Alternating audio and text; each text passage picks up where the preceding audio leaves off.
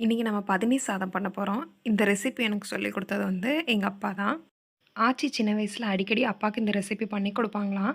சொன்னாங்க, சரி நம்மளும் ட்ரை பண்ணி பார்க்கலாம் அப்படின்னு பண்ணேன். நான் குக்கரில் தான் ட்ரை பண்ணேன். ஆச்சி பானையில் வடிக்காமல் பொங்கு சாதம் மாதிரி பண்ணுவாங்க அப்படின்னாங்க. அது எனக்கு எப்படி பண்ண வரும்னு தெரியல. ஃபஸ்ட் டைம் ட்ரை பண்ணுறதுனால நம்ம குக்கர்லேயே ட்ரை பண்ணலாம் அப்படின்னு பண்ணேன். நார்மலா சாதம் வைக்கிற மாதிரி தான். நம்ம தண்ணிக்கு பதிலா பதனி எடுத்துக்கிறோம். பதனி அதிகமா கிடைக்கும்போது நீங்க இந்த மாரி பண்ணி பாருங்க.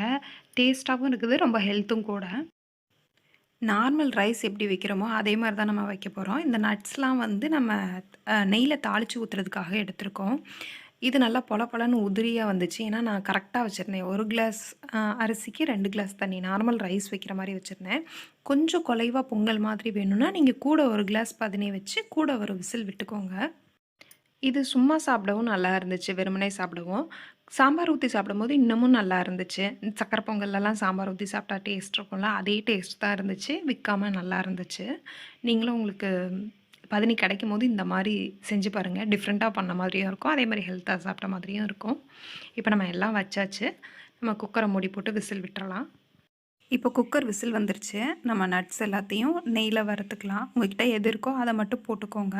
ஏலக்காய் இருந்துச்சுன்னா போட்டுக்கோங்க. ஏலக்காய் கடையில தான் போய் வாங்கணும். அதனால நான் இருக்கிறத மட்டும் நெய்யில போட்டு வறுத்துக்கிறேன்.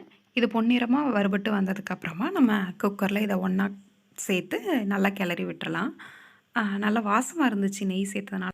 பதினி, நெய் எல்லாமே சேர்த்ததுனால அந்த வாசமே வந்து வித்தியாசமா இருந்துச்சு. நல்ல ஃப்ளேவர் இருந்துச்சு. அவ்வளோதான். நம்மளோட பதனி சாதம் ரெடி. இத நீங்க சும்மா கூட சாப்பிடலாம். சாம்பார் வச்சு ட்ரை பண்ணி பார்த்தீங்கன்னா, இன்னுமே நல்லாயிருக்கும். பதனியில வந்து ஏகப்பட்ட பெனிஃபிட்ஸ் இருக்கு. நம்ம சும்மாவே பதனி குடுக்கும்போது குழந்தைங்க குடிக்க மாட்டாங்க. நான் ஏற்கனவே மாம்பழ பதனின்னு ஒரு வீடியோ போட்டிருக்கேன். மாம்பழ பதனி இல்லன்னா இந்த மாரி பதனி சாதம் செஞ்சு குடுத்தீங்க அப்படின்னா, குழந்தைங்க நல்லாவே சாப்பிடுவாங்க. வீடியோ பிடிச்சிருந்தா வீடியோக்கு